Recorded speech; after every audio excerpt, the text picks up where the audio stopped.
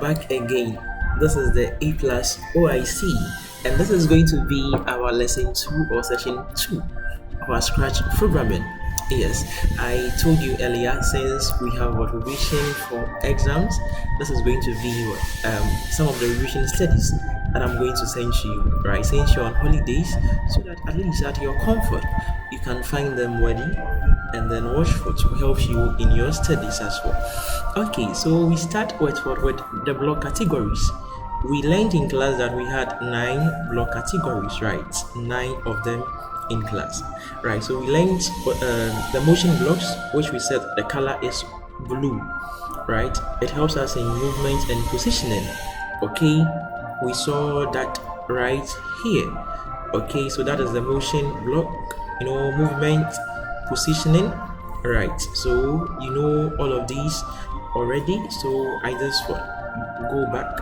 And then we have also the purple block, that is for appearance and visibility, right? So in class I told you we have 2 types of output. Okay, 2 types of output, right? One is looks and then one is sound. And I told you that with the looks, it allows us to see, okay, whatever visuals the sprite is bringing out. The visuals, what we can see with our eyes on the screen, like the bubbles with the hello. But with the sound, okay, it helps us to hear whatever the sprite is saying, or whatever sound that comes out. So these are the 2 types of output that the sprite can produce or can bring out. Okay, so we continue. So the looks block is purple. So purple, you can see it is purple, and then you can see that the sound, okay, is pink. You can see the event is yellow, the control is orange, sensing is light blue, operators is green. We also have variables as also orange, and then we have the my blocks, okay, which also looks light red, pinkish that way, right? But that is fine. Okay, so I know you all know the colors. You all know the colors of the block. And when I ask you, so what is the motion block? What is the color of the motion block? You can tell me. What is operators? You can tell me. What is control? You can tell me. What is event? What is sound? I know you can tell me. Okay, yes, because from what I've seen, from what we've done this multiple times in class. So that shouldn't be a problem at all.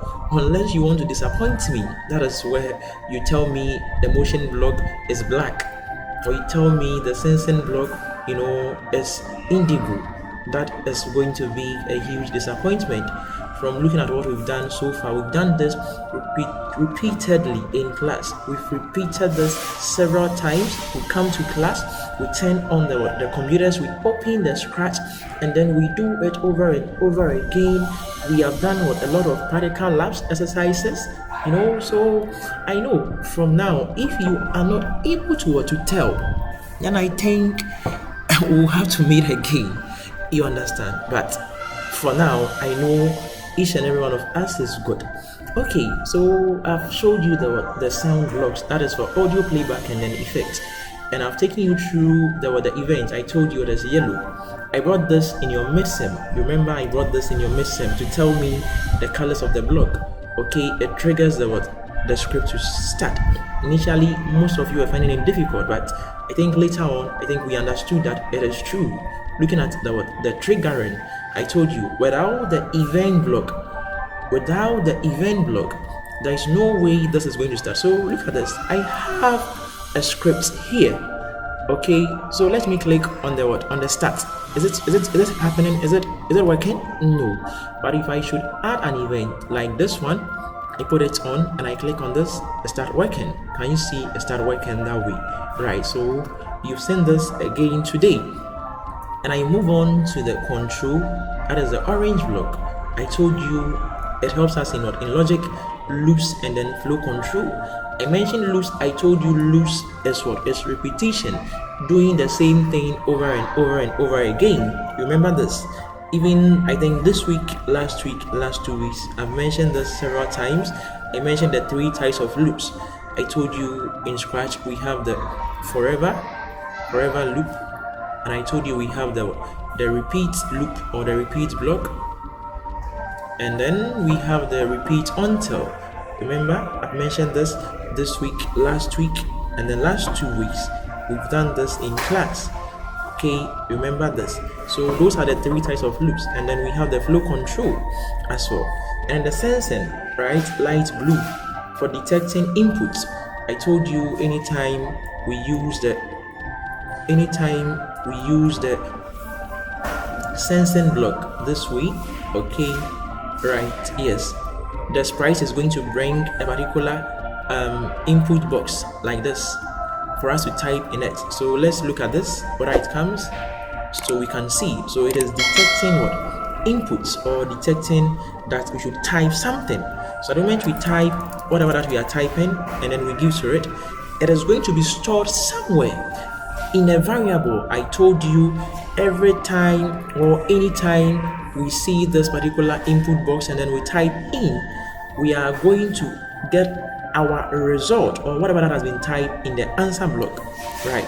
So if I should put what hello, say hello here, and I should put answer into this, we know that if I should type maybe hello world this way, right? Let's look at this. It is hello world I type. So this hello world is going to be stored in what? In the answer block. So let's see whether it says it. So I click on this hello world. Very good. So it has been stored in the answer, and then we've done this also in class.